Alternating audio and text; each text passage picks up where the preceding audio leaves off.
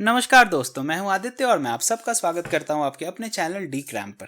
अब हमारे world history series के पिछले कुछ लेक्चर्स में हमने वर्ल्ड वॉर वन के बारे में जानकारी लेने की कोशिश की थी। अब वर्ल्ड वॉर वन के खत्म होने के बाद और वर्ल्ड वॉर टू के शुरू होने से पहले इटली और जर्मनी में दो ऐसी विचारधाराओं का जन्म होता है जिसने पूरे यूरोप और पूरी दुनिया पर बहुत गहरा प्रभाव डाला था। उसमें से पहली है rise of fascism in Italy, यानी कि इटली की फासी विचारधारा, और rise of Nazism in Germany, यानी कि जर्मनी की नाजी विचारधारा। तो एक एक करके इन दोनों को जानने की कोशिश करेंगे अपने अगले दो लेक्चर्स में। आज शुरुआत करते हैं rise of fascism in Italy से। तो आइए शुरू करते हैं बिना समय गवाए हुए। देखो, फासिज्म क्या है, इसके कैरेक्टरिस्टिक्स क्या हैं और इटली में ये क्यों पनपा, आगे कैसे बढ़ा, इसके बारे में तो कहानी में धीरे धीरे चर्चा करेंगे। लेकिन शुरू में एक ब्रीफ आपको बता देता हूँ कि फासिज्म क्या है और ये फासिज्म वर्ड कहाँ से आया है। देखो, फासिज्म फांसी की जो विचारधारा है, फांसी विचारधारा जिसे कहते हैं, वो सबसे पहले तो आपके लिए ये जानना जरूरी है कि ये लोकतंत्र विरोधी विचारधारा है। इसे डेमोक्रेसी से बिल्कुल मतलब नहीं, उसके खिलाफ रहती है ये। तो अगर इसे डेमोक्रेसी से मतलब नहीं तो ये ऑथोरिटेरियन गवर्नमेंट को प्रमोट करेगी। तो ऑथोरिटेरियनिज्म इसका एक कैरेक्टरिस्टिक्स है। साथ ही साथ ये रेडिकल नेशनलिज्म को प्रमोट करता है, almost to the level of jingoism. ये रेडिकल नेशनलिज्म को प्रमोट करता है। इसके अलावा ये मिलिट्री माइट को प्रमोट करता है, इकोनॉमिक सेल्फ सफिशिएंसी को प्रमोट करता है, और इसके बाकी कैरेक्टरिस्टिक्स आने वाले स्लाइड्स में हम लोग देखेंगे। लेकिन मोटे तौर पर यह है फांसी की विचारधारा। अब ये फासिज्म वर्ड जो है ये फैसिस से आया है, और ये फैसेज इसका मतलब होता है bundle of rods with protruding axes. ये bundle of rods with protruding axe, और it was the symbol of authority of ancient Romans. और आगे चल के हम देखेंगे जब इटली में फांसी पार्टी की स्थापना करता है बेनिटो मुसोलिनी, तो ये फांसी पार्टी का सिंबल बनता है। अब यहाँ पे मैंने आपके लिए पॉइंट बाय पॉइंट समराइज कर दिया है कि फासिज्म के कैरेक्टरिस्टिक्स क्या हैं। इन पे अभी मैं आपको डिटेल में नहीं बताऊंगा कि ये सब कैरेक्टरिस्टिक्स इटली में क्या क्या थे, लेकिन फिर भी एक बार पॉइंट बाय पॉइंट हम लोग इसे रीडिंग लगा लेते हैं और आगे कहानी में इन सब के बारे में बात होगी, घबराने की जरूरत नहीं है। तो स्टेबल एंड ऑथोरिटेरियन गवर्नमेंट, ये तो बात हमने अभी अभी की कि एंटी डेमोक्रेसी है, लोकतंत्र विरोधी है, इसलिए इसे ऑथोरिटेरियन गवर्नमेंट ही चाहिए। और एक्सट्रीम नेशनलिज्म की बात करता है, ये जिंग almost to the level of jingoism, ये बात करता है नेशनलिज्म की। उसके अलावा प्रोपेगेंडा फैलाने की कोशिश की जाती है, हर means, every possible means of communication से प्रोपेगेंडा फैलाने की बात की जाती है। इसके एग्जाम्पल भी अभी हम लोग आगे कहानी में देखेंगे किस तरह प्रोपेगेंडा फैलाता है। मिलिट्री स्ट्रेंथ की बात ऑलरेडी मैंने आपको बता दी थी, और साथ ही साथ ये वन पार्टी स्टेट बनाने की यहाँ कोशिश की जाती है। क्यों? अगर ये टोटलिटेरियन स्टेट बनाना है तो उसे वन पार्टी स्टेट भी बनाना ही होगा। और इकोनॉमिक सेल्फ सफिशिएंसी की बात करता है। साथ ही साथ आप सातवां पॉइंट एक और ऐड कर सकते हो कि cult of hero worship. Cult of hero worship ये भी एक कैरेक्टरिस्टिक था फासिज्म इन इटली का। और यहाँ पे देखोगे कि as a hero Benito Mussolini को प्रोजेक्ट किया जाता है। ये तो हो गए हमारे characteristics of fascism, point by point brief में, बहुत डिटेल में मैंने अभी आपको नहीं बताया है। आप वीडियो पॉज करके एक रीडिंग मार सकते हो इस स्लाइड को, लेकिन अभी आगे आने वाली कहानी में इन सब पे डिटेल में बात करेंगे। लेकिन अगर हमें फासिज्म का राइज जानना है इटली में तो हमें जानना होगा राइज ऑफ बेनिटो मुसोलिनी, क्योंकि बेनिटो मुसोलिनी ने ही 1919 में फासिस्ट पार्टी की स्थापना की थी इटली में, और वहां से ये फासिस्ट पार्टी जड़ पकड़ता है और फलता है और पनपता है। तो फासिज्म का राइज कैसे हुआ ये जानने की कोशिश करते हैं कि मुसोलिनी का राइज कैसे हुआ, ये मुसोलिनी का राइज क्यों हुआ, कैसे हुआ और किन परिस्थितियों में हुआ। तो इसके लिए थोड़ा सा बैकग्राउंड में चल लेते हैं। अब देखो, इटली जो था वो वर्ल्ड वॉर वन में ये पार्टिसिपेट करता है, और वर्ल्ड वॉर वन में पार्टिसिपेट करने से पहले भी इसके विरोधी विचारधाराएं वहाँ पे थी कि इटली को वर्ल्ड वॉर वन में पार्टिसिपेट नहीं करना चाहिए। लेकिन फिर भी उस समय जो अल्ट्रा नेशनलिस्टिक लोग थे इटली में, उनके बातों को बल मिला और इटली ने वर्ल्ड वॉर वन में पार्टिसिपेट किया। लेकिन ये वर्ल्ड वॉर वन में इटली के साथ हुआ क्या कि दुविधा में दोनों गए, ना माया मिली ना राम। इसे ना तो जमीन मिली जो ये चाहता था, इटली को ऐसा लगता था कि पेरिस पीस ट्रीटी में इसके साथ धोखा हुआ है। इसे जो कोवेटेड लैंड थे ऑटोमन एम्पायर के, वो सारे लैंड जो ये चाहता था इटली को नहीं मिले। तो कहीं ना कहीं इटली के मन में रिसेंटमेंट जरूर था कि एक तो मैंने दल बदल करके जर्मनी का साथ छोड़ करके एलाइड फोर्सेस की तरफ से जर्मनी के खिलाफ लड़ाई की। किस लिए? ऑटोमन एम्पायर की कुछ जमीन थी वो इटली को चाहिए थी और वो भी इटली को नहीं मिला। और साथ ही साथ वर्ल्ड वॉर वन के जो बुरे परिणाम थे, जैसे कि अनएम्प्लॉयमेंट बढ़ा, इन्फ्लेशन बढ़ा, महंगाई बढ़ी और इटली की जो करेंसी है वो डिप्रिशिएट होने लगी और लीरा, इटालियन करेंसी जो थी, उसकी वैल्यू एकदम खत्म होने लगी थी धीरे धीरे वर्ल्ड वॉर वन के बाद। साथ ही साथ वॉर के समय जो इकोनॉमी थी वो heavy metal industry, arms and ammunition industry, ये सब तो चमके थे वॉर के समय। लेकिन जैसे जैसे वॉर के बादल खत्म हुए, संधि हुई पेरिस की, और उसके बाद जब वॉर खत्म हुआ उसके बाद ये इकोनॉमिक बूम जो था, वॉर का economic boom, war time economic boom, ये धीरे धीरे कम होने लगा और इंडस्ट्रियल आउटपुट भी कम होने लगा। तो एक तरफ आप देखो कि अनएम्प्लॉयमेंट बढ़ रहा है, इन्फ्लेशन बढ़ रहा है, इटालियन करेंसी की वैल्यू कम हो रही, साथ ही साथ इंडस्ट्रियल आउटपुट भी कम होने लगा। और इसके पीछे आप देखो एक बहुत भयानक पॉलिटिकल स्टेबिलिटी थी। और इस हद तक पॉलिटिकल इनस्टेबिलिटी थी इटली में कि 1919 से 1922 तक 3 साल के पीरियड में 5 बार सरकारें बदली। तो इस कदर वहां पे पॉलिटिकल इनस्टेबिलिटी थी। और साथ ही साथ Italy was not given all the lands she was promised. तो इसके बारे में हम लोगों ने बात कर ही लिया। अब पिछले लेक्चर में हमने बात की थी रशियन रिवॉल्यूशन की, और वहां पे लास्ट स्लाइड अगर आपको याद होगा तो उसमें मैंने कहा था कि लेनिन को ट्रीटी ऑफ ब्रेस्ट लिटवास्क के तहत जर्मनी को काफी सारे लैंड देने पड़े थे।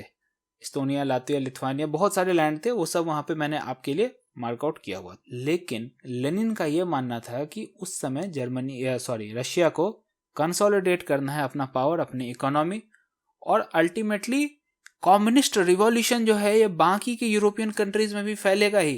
तो anyway we are going to get back our land. तो ये कम्युनिस्ट रिवॉल्यूशन पूरी दुनिया में, पूरे यूरोप में फैलाने का जो ख्वाब था, वो कम्युनिस्ट रिवॉल्यूशन धीरे धीरे पूरे यूरोप में अपनी जड़ें पनपाने लगा था, अपना सर उठाने लगा था। हालांकि इसे कई सफलता नहीं मिलती है सभी जगहों पे, और कहाँ कहाँ सफलता मिली, क्यों मिली, इनके बारे में चर्चा कोल्ड वॉर में करेंगे। लेकिन इटली में भी communist parties, left wing parties जन्म लेने लगी थी और इन्होंने large scale strikes, factory occupation, trade unionism शुरू कर दिया। अब ट्रेड यूनियंस बने, स्ट्राइक हुए, और स्ट्राइक करके ये लोग फैक्ट्री ऑक्यूपेशन कर देते थे। फैक्ट्री पे कब्जा कर लिया, हमारी मांगे पूरी करो, नहीं तो फैक्ट्री पे कब्जा नहीं छोड़ेंगे। तो इस तरह का जो लेफ्ट विंग रिवॉल्यूशन का एक खतरा इटली में उस समय बना हुआ था। इस बीच 1919 में मुसोलिनी ने फासिस्ट पार्टी की स्थापना की। अब अगर आपको लगता है कि मुसोलिनी शुरू से ही ये फासिस्ट विचारधारा से प्रेरित था, तो ये गलत बात है। शुरुआत में मुसोलिनी जो था उसका प्रोग्राम, जब 1919 में ये पार्टी बनी, तो ये सोशलिस्ट और रिपब्लिकन प्रोग्राम इसमें इंक्लूड किए गए थे। सोशलिस्ट और रिपब्लिकन प्रोग्राम इंक्लूड किए गए थे। और फैक्ट्री ऑक्यूपेशन जो कर रहे थे लेफ्ट विंग के लोग, फैक्ट्री ऑक्यूपेशन, इसे भी ये सही बताते हैं। लेकिन इन सब का नतीजा क्या होता है कि 1919 में जो चुनाव होते हैं, 1919 इलेक्शन में फासिस्ट पार्टी को एक भी सीट नहीं मिलती है। अब यहां से ही मुसोलिनी ने लिया एक यू टर्न। अब यहां से मुसोलिनी एक यू टर्न ले लेता है और आप देखेंगे कि धीरे धीरे इस 1919 में चुनाव में हार मिलने के बाद समाज के हर एक वर्ग को एक एक करके अपनी तरफ करने की कोशिश करेगा। अब यहाँ पे देखो, फैक्ट्री ऑक्यूपेशन के लिए ये सिंपैथी व्यक्त करता है। अब यहां से ये पूरा यू टर्न मारेगा और कैपिटलिस्ट क्लास को अपनी तरफ खींचने के लिए प्राइवेट प्रॉपर्टी का डिफेंडर, प्राइवेट प्रॉपर्टी का मसीहा बन के सामने आता है। उसके बाद चर्च। अब चर्च के साथ इटली के संबंध बहुत पहले से खराब हैं। अब याद करो, इटालियन यूनिफिकेशन का प्रोसेस जब हम पढ़ रहे थे उस समय, उस यूनिफिकेशन के प्रोसेस पे सेंट्रल पेपल स्टेट्स जो थे, उन पेपल स्टेट को भी एनेक्स कर लिया गया था और पोप का जो रूल था उसे खत्म कर दिया गया था। तो इससे चर्च के मन में इटली की जो सरकार है उसके लिए काफी आक्रोश की भावना भरी हुई थी। तो इस आक्रोश की भावना को भी मुसोलिनी को मिटाना था, लेकिन वो आगे मिटेगी वो भावना। लेकिन यहाँ पे फिलहाल चर्च के साथ भी वो सुलह करने की कोशिश करता है। क्यों? क्योंकि चर्च और मुसोलिनी दोनों को लग रहा था कि ये कम्युनिज्म जो है हम दोनों का कॉमन एनिमी है। तो अब देखिए कि रशिया में जो कम्युनिस्ट रिवॉल्यूशन हुआ उसके डर से यूरोप में इवेंट्स शेप ले रहे थे। यूरोप की पॉलिटिकल एक्टिविटी धीरे धीरे रशिया में हो रहे कम्युनिस्ट रिवॉल्यूशन के फैलने के खतरे के वजह से एक रंग रूप रेखा में ढलती जा रही थी। तो यह है कम्युनिस्ट रिवॉल्यूशन का इफेक्ट यूरोप पर। आप देखते जाओ, ऐसे इफेक्ट आपको आगे और भी मिलेंगे। कोल्ड वॉर तो पूरा इस पर ही बेस्ड है, तो उस चैप्टर में हम लोग इसके बारे में डिटेल में बात करेंगे। और तीसरी बात आई किंग की। अब जब 1919 में मुसोलिनी आया था तो उसने अपने प्रोग्राम में एक रिपब्लिकन प्रोग्राम भी शामिल किया था। अब किंग्स को रिपब्लिकन प्रोग्राम कभी पसंद आएगा? क्यों, जब रिपब्लिकनिज्म है तो मोनार्की काहे की? तो इसीलिए मुसोलिनी कहता है किंग को कि मैंने रिपब्लिकन प्रोग्राम अपने मैनिफेस्टो से ड्रॉप कर दिया है, इसलिए प्रभु अब आप भी हमारी तरफ आ सकते हैं। तो अब देखो कि आप 1919 में ये मुसोलिनी ने फासिस्ट पार्टी बनाई थी और इसका रिपब्लिकन प्रोग्राम था, इसका सोशलिस्ट प्रोग्राम था, ये फैक्ट्री ऑक्यूपेशन से सिंपैथी रखता है। लेकिन 1919 से लेकर 1922 तक ये पूरा यूटर्न खा जाता है, पूरा यूटर्न मार देता है और एक्सट्रीम लेफ्ट विंग से 1922 में ये एक्सट्रीम राइट विंग तक पहुंच जाता है। तो मुसोलिनी ने इटली की नब्ज भांप ली थी और एक यूटर्न मारता है 3 साल में, एक्सट्रीम लेफ्ट से एक्सट्रीम राइट विंग तक आ जाता है। तो ये हम अभी क्या देख रहे हैं, reasons for the rise of Mussolini. इसके साथ साथ एक चीज और थी, जो अपोजिशन पार्टीज थी वो एक साथ यूनाइट नहीं हो पाई इस अपॉर्चुनिटी पर भी कि एक आदमी जो है बेनिटो मुसोलिनी, वो 3 साल में जनता की नब्ज भांप के यू टर्न मारता है और एक्सट्रीम लेफ्ट विंग से एक्सट्रीम राइट विंग तक स्विंग कर जाता है और अपोजिशन पार्टी एक कॉमन स्टैंड नहीं बना पाती है, एक कॉमन अपोजिशन नहीं बना पाती है और इसने भी कहीं ना कहीं मुसोलिनी के राइज को बल दिया था। तो ये सारे कारण थे मुसोलिनी के राइज के। अब जब 1919 से 1922 में मुसोलिनी ने पूरा यू टर्न ले लिया था और समाज में कैपिटलिस्ट इसके पक्ष में थे, कैपिटलिस्ट थे मुसोलिनी के पक्ष में, चर्च को इसने चिकनी चुपड़ी बातें करके मना लिया था, रिपब्लिकन प्रोग्राम को ड्रॉप करके किंग को अपने पक्ष में कर लिया था, अब इसके पंख में लग गई थी जेट इंजन, अब ये उड़ने को तैयार था। अब देखो 1922 में क्या होता है, एक जनरल स्ट्राइक की, लेफ्ट विंग पार्टी जो है वो एक जनरल स्ट्राइक की घोषणा करते हैं अक्टूबर 1922 में। अब मुसोलिनी ने कैपिटलिस्ट क्लास को क्या कहा था कि I am the defender of private property, मैं तुम्हारा मसीहा हूं। तो उस अपने पोजीशन को असर्ट करने के लिए ये बोलता है कि जो अक्टूबर 1922 में जनरल स्ट्राइक होने वाला है, अगर उसे सरकार रोकने में असमर्थ है तो हमारी पार्टी उसे क्रश कर देगी। लेकिन इसके बाद होता क्या है कि अल्टीमेटली स्ट्राइक को ऐसे भी सपोर्ट नहीं मिलता और स्ट्राइक करने वाले खुद ही स्ट्राइक को कॉल ऑफ कर लेते हैं। लेकिन ये जो फासिस्ट पार्टी है ये इसे अपना विक्ट्री की तरफ क्लेम करती है और इससे इनका मनोबल इतना बढ़ गया कि एक मार्च ऑन रोम ऑर्गेनाइज करता है। रोम चलो का नारा लगाते हुए सब रोम की तरफ निकल जाते हैं। अब ऐसे मौके पर जब एक मार्च हो रहा है और आपको अपेरेंटली लग रहा है कि यह मार्च सत्ता पलट करने के लिए किया जा रहा है, तो उस समय राजा का क्या काम था, किंग विक्टर इमैनुअल II, इनका काम था कि इस मार्च को रोका जाए और रास्ते में ही इसे खत्म कर दिया जाए इस मार्च। लेकिन ऐसा वो करते नहीं और इसके बिल्कुल विपरीत जाके, इसके बिल्कुल उल्टा जाके जो राजा हैं वो मुसोलिनी को न्योता भेज के बुलाते हैं कि आप रोम आओ और आप नई सरकार बनाओ। अब यहाँ पे हमें देखने को मिलेगा कि बिना किसी खून खराबे के, बिना एक भी गोली चले हुए फासिस्ट पार्टी यहाँ पे सत्ता में आ जाती है। आपको जानकर हैरानी होगी कि कोई खून खराबा नहीं हुआ, एक गोली तक नहीं चली और सिंपली एक मार्च ऑन रोम हुआ और ये मार्च ऑन रोम करके फासिस्ट पार्टी इटली में सत्ता में आ जाती है। और इसका एग्जाम्पल लेके हिटलर भी इसी तरह पार्टी में आने की कोशिश करेगा, सत्ता में आने की कोशिश करेगा, लेकिन वो फेल्ड अटेम्प्ट साबित होता है। ये हम जानने की कोशिश करेंगे अगले लेक्चर राइज ऑफ नाजिज्म में। मैं आपको बस कंपैरिजन के लिए बता रहा हूँ कि हिटलर भी इसे कॉपी करने की कोशिश करता है पर वो सफल नहीं हो पाता। तो यहाँ देखिए कि राजा खुद उसको अपोजिट स्पेक्ट्रम पे जाके उसे न्योता देते हैं मुसोलिनी को कि आप रोम आइए और आप सरकार बनाइए। तो बिना किसी खून खराबे के फासिस्ट पार्टी पावर में आ जाता है।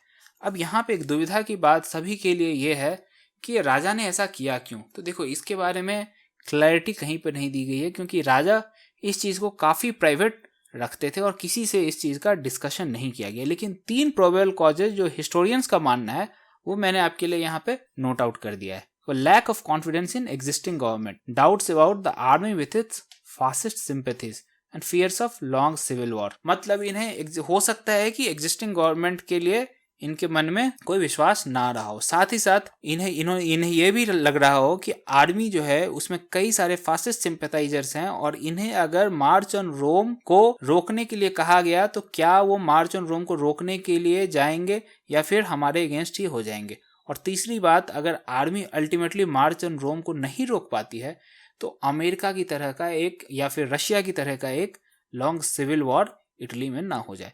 लेकिन ये सारी अटकलें हैं राजा के मन में एक्चुअली क्या बात थी, क्यों उन्होंने मुसोलिनी को सत्ता में सरकार बनाने के लिए बुलाया रोम में, इसके बारे में क्लैरिटी राजा की तरफ से कभी नहीं दी गई थी। ये 3 अटकलें हिस्टोरियंस लगाते हैं और ये मैंने आपके लिए यहाँ पे नोट डाउन कर दिया था। अब देखो, अब मुसोलिनी पावर में आ गया था बिना किसी गोलीबारी, बंदूक, खून खराबे के मुसोलिनी सिर्फ मार्च ऑन रोम टहलने के लिए निकले रोम की तरफ और रोम पहुंचते पहुंचते सरकार बना ली। अब सरकार बनाने के बाद मुसोलिनी किस तरह इटली को एक फासिस्ट स्टेट में कन्वर्ट करता है, इसकी कहानी जानेंगे, पॉइंट वाइज सीखने की कोशिश करेंगे। तो अभी तक हमने सीखा फासिज्म क्या है, इसके बारे में ब्रीफ में मैंने आपको बताया, इसके कैरेक्टरिस्टिक्स मैंने लिस्ट आउट किए थे, डिटेल में आपसे चर्चा नहीं की है, वो अब बात होगी जब मुसोलिनी किस तरह फासिस्ट स्टेट में कन्वर्ट करता है और हर एक स्टेप कौन कौन से कैरेक्टरिस्टिक को मैप करता मैं आपको बैक ट्रेस करके अभी बताऊंगा। उसके बाद हमने बात की थी डिटेल में कि मुसोलिनी का राइज कैसे हुआ, फासिज्म का राइज कैसे हुआ, ये जानने के लिए ये बहुत जरूरी है कि इटली में मुसोलिनी का राइज कैसे हुआ। तो वो हमने जान लिया। मुसोलिनी ने बिना किसी खून खराबे, बिना किसी वायलेंस के मार्च ऑन रोम के थ्रू सरकार भी बना ली 1922। अब जानने की कोशिश करते हैं कि सरकार में तो मुसोलिनी आ गया, अब धीरे धीरे ये इटली को एक फासिस्ट स्टेट किस तरह बनाता है, क्या क्या एक्शन लिए गए, इसके बारे में थोड़ी बहुत चर्चा करते हैं। तो आइए देखते हैं। जब मुसोलिनी ने सरकार बनाई थी 1922 में इटली में, तो किंग ने मुसोलिनी को कुछ स्पेशल पावर्स दिए थे which were to last till 1923। अब इन पावर्स का यूज करके मुसोलिनी एक एकर्बो लॉ पास करता है। अब एक एकर्बो लॉ पास करता है और 1924 में वहां पर चुनाव होने वाले थे, तो उस चुनाव से पहले ही एकर्बो लॉ पास कर दिया जाता है और वहां पे ये कहा जाता है इस एकर्बो लॉ में कि जो भी पार्टी, अगर 3 पार्टी है ए बी सी, इसे 10 वोट मिला, इसे 11 और इसे 13, तो जिस पार्टी को मैक्सिमम वोट मिला है वो यहाँ पे पार्टी सी होगी, तो इसे ऑटोमेटिकली पार्लियामेंट में 2/3 ऑफ सीट मिल जाएगी। अब देखो इस तरह का लॉ बना दिया गया और इसके बाद अल्टीमेटली इस लॉ के सहारे 1924 इलेक्शंस में फासिस्ट पार्टी फिर से सरकार में आती है, सत्ता में आती है और इसके बाद इन्होंने इटली को पूरी तरह से एक फासिस्ट स्टेट बनाने का दौर चालू कर दिया यहाँ से। अब यहाँ पे बाकी पार्टी जो है उन्हें प्रोसिक्यूट किया जाता है, बाकी पार्टी के लोगों को प्रताड़ना दी जाती है, उन्हें दौड़ा दौड़ा के पीटता है मुसोलिनी पूरे इटली में। उसके बाद लोकल लेवल्स पे, जो टाउन लेवल पे इलेक्टेड काउंसिल्स थे, मेयर्स थे, इन सब को एबॉलिश कर दिया गया और डायरेक्ट फ्रॉम रोम एक कमिश्नर से अपॉइंट होते थे, ऑफिशियल से अपॉइंट होते थे और वो जाके रूल करते थे टाउन काउंसिल्स में। ठीक उसी तरह जिस तरह आप याद करो रशियन रिवॉल्यूशन में पिछले लेक्चर में हमने क्या बात की थी, कॉमिसर्स होते थे। इससे हमें क्या सीखने को मिलता है, ये कौन सी कैरेक्टरिस्टिक्स है, ये एक टोटलिटेरियन स्टेट बनाने की कोशिश की जा रही है और धीरे धीरे वन पार्टी स्टेट बनाने की कोशिश की जा रही है, वन पार्टी स्टेट बनाने की कोशिश की जा रही है, ऑथोरिटेरियन स्टेट बनाने की कोशिश की जा रही है। ये दोनों कैरेक्टरिस्टिक हमने बात की थी जब हम जिस स्लाइड में characteristics of fascism list out कर रखा था। साथ ही साथ एजुकेशन सिलेबस स्कूल कॉलेज के लेवल पे हर जगह स्ट्रिक्टली सुपरवाइज थे और टीचर्स को भी यूनिफॉर्म पहनना पड़ता था और स्टूडेंट को कहा गया था कि टीचर अगर एंटी स्टेट व्यूज बताता है तो उस टीचर को रिपोर्ट कर दो। तो ये सारा पार्ट किस चीज का था, ये पार्ट था प्रोपेगेंडा का। आप याद करो कैरेक्टरिस्टिक मैंने आपको बताया था, propaganda through all possible means. तो एजुकेशन को भी एक प्रोपेगेंडा का प्लेटफॉर्म बना दिया जाता है और कहीं ना कहीं यहाँ ये कोशिश की जाती है कि जो चिल्ड्रन जो काफी यंग एज में है, इम्प्रेशनेबल एज में है, इस इम्प्रेशनेबल एज में इन चिल्ड्रंस पर, बच्चों पर ऐसा प्रभाव डाला जाए कि फासिस्ट स्टेट के भक्त हो जाए, इनके पुजारी हो जाए। तो यहाँ से पूरे एजुकेशन करिकुलम को बदल कर और उसे स्ट्रिक्ट सुपरविजन में टीचर्स को भी यूनिफॉर्म पहनाया जाता है और बच्चों को बताया जाता है कि अगर टीचर एंटी स्टेट व्यू देता है तो हमें रिपोर्ट किया जाए। साथ ही साथ ट्रेड यूनियन का जो इशू था उसे पूरी तरह से खत्म करने की कोशिश की जाती है। जितने भी ट्रेड यूनियन थे सारे ट्रेड यूनियन को खत्म कर दिया जाता है और सिर्फ फासिस्ट कंट्रोल ट्रेड यूनियन जो है उसे ही राइट है स्टेट के वर्कर्स के साथ नेगोशिएट करने का, वर्कर्स के लिए नेगोशिएट करने का। जो फासिस्ट कंट्रोल ट्रेड यूनियंस हैं सिर्फ उन्हीं ट्रेड यूनियंस को राइट दिया जाता है वर्कर्स के तरफ से नेगोशिएट करने का स्टेट के साथ। तो अब देखो धीरे धीरे किस तरह से वन पार्टी स्टेट बनाने की कोशिश की जाती है, ऑथोरिटेरियन रिजिम लाने की कोशिश की जाती है। क्यों? साथ ही साथ एजुकेशन के थ्रू प्रोपेगेंडा आगे करने की कोशिश की जाती है, ट्रेड यूनियन एबॉलिश कर दिए जाते हैं। इसके बाद हमें देखने को मिलता है कि चर्च के साथ एक लीगल ट्रीटी साइन होती है 1870 से।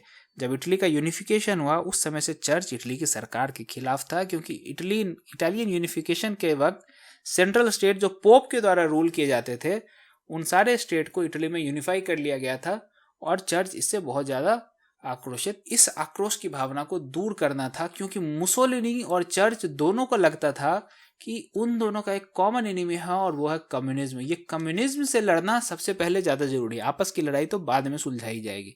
तो कहीं ना कहीं इस विचारधारा को मद्देनजर रखते हुए एक ट्रीटी ऑफ लैटेरन साइन होता है 1929 में। फिर ये ट्रीटी का नाम आपके लिए बहुत इंपॉर्टेंट नहीं है, लेकिन ये याद रखना जरूरी है आपके लिए कि चर्च के साथ भी मुसोलिनी सुलह करता है।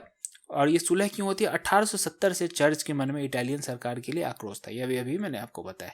तो अब इस ट्रीटी के तहत क्या होता है, Vatican city was recognised as a sovereign state under the control of Pope. और ये सिटी स्टेट आज भी दुनिया के मैप पर है, आप मैप खोल के देखोगे तो Vatican city is a sovereign state. उसके बाद पोप को काफी सारा पैसा दिया गया एज कंपनसेशन। कैथोलिक फेथ को इटली का ऑफिशियल रिलीजन बना लिया गया। अब देखो किस हद तक दोनों में कंसिलेशन हुआ है। Due to fear of communism school में रिलीजियस इंस्ट्रक्शन कंपलसरी कर दिया गया और चर्च को फ्री छोड़ दिया गया कि आप अपना स्पिरिचुअल मिशन कैरी कर सकते हो बिना स्टेट के किसी भी हस्तक्षेप के। तो इस ट्रीटी ऑफ लैटरन के साथ मुसोलिनी कहीं ना कहीं कोशिश करता है कि चर्च के साथ संधि हो जाए, चर्च के साथ मुझे नहीं लड़ना। अल्टीमेटली चर्च के साथ लड़के मुसोलिनी को कुछ नहीं मिलना था। इसके बाद बात आती है प्रोपेगेंडा और सेंसरशिप। प्रोपेगेंडा फैलाने के लिए एक अलग मिनिस्ट्री ही बना दी गई थी। देखो एक मिनिस्टर तैनात किया गया था, मिनिस्टर ऑफ पॉपुलर कल्चर। अब इसका काम था प्रोपेगेंडा फैलाना। ये ढोलक लेके निकलेगा, जोर जोर से ढोलक बजाएगा और प्रोपेगेंडा फैलाएगा पूरे इटली में घूम घूम के। प्रोपेगेंडा किस तरह लोगों पर बॉम्बार्ड किए जाते थे। एक स्लोगन बनाया गया, Mussolini is always right, Mussolini is always right. अब इसे रट्टा मार रहे सब, मुसोलिनी इज ऑलवेज राइट। तो अगर आप किसी एक झूठ को 1000 बार 1,00,000 बार दोहराओ तो लोग सच क्या है वो भी भूल जाते। इसी मेंटल स्टेट, इसी साइकोलॉजी का फायदा उठाया मुसोलिनी ने भी और आगे हम देखेंगे हिटलर ने भी। दोनों ने इसी साइक का फायदा उठाया कि एक झूठ को इतनी बार दोहराओ कि लोग सच क्या है उसे भूल जाए और सच के बारे में सोचना भी भूल जाए और झूठ को सच मान ले। तो यहाँ भी इस तरह का एक प्रोपेगेंडा फैलाया जाता है कि मुसोलिनी इज ऑलवेज राइट। और इस तरह के कई प्रोपेगेंडा कैंपेन चलते हैं और सेंसरशिप होती है, प्रेस सेंसरशिप होती है। और एजुकेशन में किस तरह प्रोपेगेंडा का इस्तेमाल किया जाता है वो अभी मैंने आपको बताया कि सिलेबस स्ट्रिक्टली सुपरवाइज है। फासिस्ट पार्टी के पॉइंट ऑफ व्यू से जो हिस्ट्री है वो हिस्ट्री पढ़ाई जाती है। और फासी पार्टी टीचर्स तक को यूनिफॉर्म पहनने के लिए मजबूर कर देता है और स्टूडेंट्स को कहता है कि अगर टीचर एंटी स्टेट व्यूज देता है तो उसे मेरे पास रिपोर्ट करो। तो ये सब propaganda tools fascist state use करता है। अब रेशियल पॉलिसी पे जहां तक बात आती है तो देखो अगर हम नाजिज्म की बात करेंगे तो वहां पे एंटीसेमिटिज्म जो एंटी ज्यूइश पॉलिसी थी वो एक इनहेरेंट पॉलिसी थी, टू द कोर इनग्रेंड थी नाजिज्म में। लेकिन फासिज्म में ऐसा नहीं था। शुरू में ये मुसोलिनी जो था इसने रेशियल पॉलिसी की तरफ ज़्यादा ध्यान नहीं दिया, एंटी ज्यूइश पॉलिसी की तरफ ज़्यादा ध्यान नहीं दिया। लेकिन बाद में जो हिटलर की देखा देखी इसने भी एंटी ज्यूइश पॉलिसी शुरू कर दी। लेकिन यहाँ पे हमें ये ध्यान रखना हो कि इनहेरेंटली फासिज्म में एंटी ज्यूइश पॉलिसी नहीं इंक्लूड की गई थी। तो ये नाजिज्म और फासिज्म के राइज का जो पीरियड है ये को टर्मिनस है, दोनों साइड बाय साइड चल रहे होते हैं। इटली में जब फासिज्म का राइज हो रहा होता है उसी समय जर्मनी में नाजिज्म का भी राइज हो रहा होता है। तो ये आपको ध्यान में रखना चाहिए। अगले लेक्चर में हम लोग तो वैसे भी देखने ही वाले हैं कि राइज ऑफ नाजिज्म कैसे हुआ था। लेकिन यहाँ फासिज्म का राइज तो हो गया और हमने एक एक कैरेक्टरिस्टिक किस तरह से इंप्लीमेंट करने की कोशिश करता है मुसोलिनी वो इन सब पॉइंट्स के थ्रू देख लिया है। अब बात करते हैं क्या इन्हें सफलता मिलती। तो सफलता नहीं मिली। देखो फासिज्म ने जो प्रॉमिस किया था उस प्रॉमिस में फासिस्ट पार्टी खरी नहीं उतरी, उसे पूरा नहीं कर पाई और मुसीबतें इतनी बढ़ गई कि अब देखिए कि बेल्जियम जैसी कंट्री, अब याद करो बेल्जियम हमने 1830 के रिवॉल्यूशन में पढ़ा था, उस समय से आज़ादी मिली थी, लेकिन ये बहुत छोटी कंट्री है इटली के मुकाबले। इटली इतनी बड़ी प्रोपेगेंडा के बाद फासिस्ट पार्टी के पावर में आने के बाद भी बेल्जियम का जो प्रोडक्शन लेवल है आयरन और स्टील का उसको भी नहीं मैच कर पा रहा। कंज्यूमर गुड्स का शॉर्टेज है। अब इन सब मुसीबतों के बीच 1929 में हो जाता है ग्रेट डिप्रेशन, जो अमेरिका में वॉल स्ट्रीट क्रैश होता है, शेयर मार्केट क्रैश होता है और इसका इम्पैक्ट पूरी दुनिया पर पड़ता है। और ये इम्पैक्ट कैसे पड़ा ये आगे देखते हैं। अभी ये राइज ऑफ नाजिज्म में देखेंगे, डिटेल में इसके बारे में बात करेंगे, वर्ल्ड वॉर 2 में भी इसके बारे में डिटेल में बात करेंगे। यहाँ पे आप बस ये समझ लो कि इसने इटली में फासिस्ट सरकार के लिए मुसीबतें और ज्यादा बढ़ा दी थी, क्योंकि पहले ही से जूझ रही थी। क्यों? क्योंकि बेल्जियम जैसे छोटे स्टेट को ये आयरन और स्टील के प्रोडक्शन में मैच नहीं कर पा रही, कंज्यूमर गुड्स का प्रोडक्शन नहीं हो रहा। इस ऐसे में हो गया ग्रेट डिप्रेशन। उसके साथ साथ यहाँ पे करप्शन भी काफी लार्ज स्केल हो गया था और लोगों के लिए, जनरल पॉपुलेशन के लिए सिर्फ अच्छे दिन के वादे किए गए थे, लेकिन अच्छे दिन आए नहीं थे उनके लिए। सुनहरे सपने दिखा के इन्हें वो सपने पूरे करने के लिए मौके नहीं दिए गए थे। तो इन सब वजहों से फासिज्म जो है जिन समस्याओं का समाधान देने की कोशिश करता है, जिसके लिए वो एक फासिस्ट स्टेट की स्थापना करने की कोशिश करता है, पर अल्टीमेटली वो समस्याएं ही नहीं सुलझ पाती हैं। और इन सब के बीच मुसोलिनी वर्ल्ड वॉर 2 में धकेल देगा इटली को। तो तो इसके बारे में बात करेंगे वर्ल्ड वॉर 2 के चैप्टर में। लेकिन यहाँ हमें ये जानकारी मिलती है कि फासिज्म जो है वो सक्सेसफुल नहीं हो पाता। लेकिन इसके अपोजिट जब नेक्स्ट चैप्टर में बात करेंगे तो देखेंगे नाजिज्म काफ़ी हद तक उन समस्याओं को सॉल्व करने में सक्सेसफुल रहता है, इसलिए फासिज्म से ज़्यादा स्ट्रॉन्ग फोर्स के रूप में नाजिज्म फिलॉसफी उभर कर सामने आएगी। ये जानेंगे अगले लेक्चर में। खैर, फासिज्म यहाँ पे पूरी तरह से सक्सेसफुल नहीं हो पाता और काफ़ी फ्रंट्स पे ये फेल होता है, और इसके बावजूद ये इटली को धकेल देता है सेकेंड वर्ल्ड वॉर में 1939 में, और इस बार ये साथ देगा जर्मनी का। इसके बारे में जानकारी लेंगे वर्ल्ड वॉर 2 में। लेकिन वर्ल्ड वॉर 2 में इटली ने जब कदम उतार दिए थे, उसके बाद वर्ल्ड वॉर 2 में भी इटली को एक के बाद एक हार का सामना करना पड़ा। हर फ्रंट पे उसे रिवर्सेस फेस करने पड़ रहे थे और कई बार जर्मनी को इटली के रेस्क्यू के लिए आना पड़ा। अब देखो कि आप एक ऐसा पावर जो टोटलिटेरियन बनने की कोशिश कर रहा है, जो सरकार ऑथोरिटेरियन बनने की कोशिश करे, जहाँ कल्ट ऑफ हीरो वर्शिप, यानी कि इस केस में किसका वर्शिप, मुसोलिनी का वर्शिप, इसको प्रमोट किया जा रहा, और जब वो सरकार इतने बड़े बड़े वादे करती है, सुनहरे सपने दिखाती है, अच्छे दिन लाने का वादा करती है, और उसके बाद जब लड़ाई में उतरती है तो उसे हर फ्रंट पे रिवर्स फेस करना पड़ता है और जर्मनी को उसके रेस्क्यू के लिए आना पड़ता है, तो सरकार की साख को बहुत ज़्यादा बट्टा लगता है। और ऐसे में फासिस्ट ग्रांड काउंसिल यही मुसोलिनी के खिलाफ हो जाती है और अल्टीमेटली किंग उसे डिसमिस कर देते हैं 1943 में। तो ये थी थोड़ी बहुत जानकारी फासिज्म के बारे में। यहाँ पे हमने ब्रीफ में जाना है कि फासिज्म क्या है, उसके कैरेक्टरिस्टिक क्या है, और फैसिज्म का राइज कैसे हुआ ये जानने के लिए हमने मुसोलिनी का राइज कैसे हुआ इटली में, ये पॉइंट बाय पॉइंट सीखा। उसके बाद हमने ये देखा कि सत्ता में आने के बाद मुसोलिनी किस तरह इटली को फासिस्ट स्टेट की रूपरेखा देने के लिए एक एक कदम धीरे धीरे बढ़ाता है, और हर एक कैरेक्टरिस्टिक को हमने बैकट्रेस करके देखने की कोशिश की कि क्या वो हमारे कैरेक्टरिस्टिक से मैच कर रहा है। तो हमें मिला कि वो सारे कैरेक्टरिस्टिक मौजूद थे इटली के फासिस्ट स्टेट में। लेकिन बाद में हमें ये पता चला कि फासिस्ट स्टेट इटली की सारी समस्याएं सॉल्व करने में सफल नहीं होता, और ऐसे में भी वो इटली को सेकेंड वर्ल्ड वॉर में धकेल देता है, जहां उन्हें कई रिवर्सेस का सामना करना पड़ा और इवन जर्मनी को उसके रेस्क्यू के लिए आना पड़ा। तो इसलिए ऑथोरिटेरियन स्टेट की शाख को यहाँ बहुत बड़ा बट्टा लगता है और fascist ground council ultimately Mussolini के खिलाफ हो जाती है, और फाइनली 1943 में किंग इसे डिसमिस कर देते हैं, मुसोलिनी को डिसमिस कर देते हैं। तो ये थी फासिज्म के बारे में थोड़ी बहुत बात। अब अगर आपको ये पूरा वर्ल्ड हिस्ट्री सीरीज हमारा लगभग हम लोग एंड सेगमेंट पर पहुंचने वाले हैं, अगर आपको इसमें अपने प्रिपरेशन में फ़ायदा होता हुआ दिख रहा है तो प्लीज़ हमारे चैनल को सब्सक्राइब कीजिए और वीडियो को लाइक कीजिए। अगले लेक्चर में हम लोग बात करेंगे जर्मनी में नाजिज्म के राइज के बारे में, और वो काफ़ी कुछ रिलेटेड होगा वर्ल्ड वॉर 2 से। तो राइज ऑफ नाजिज्म के बाद सीधे हम लोग एंट्री लेंगे वर्ल्ड वॉर 2 में और फिर कोल्ड वॉर में। तो मिलते हैं फिर अगले लेक्चर में। Thank you.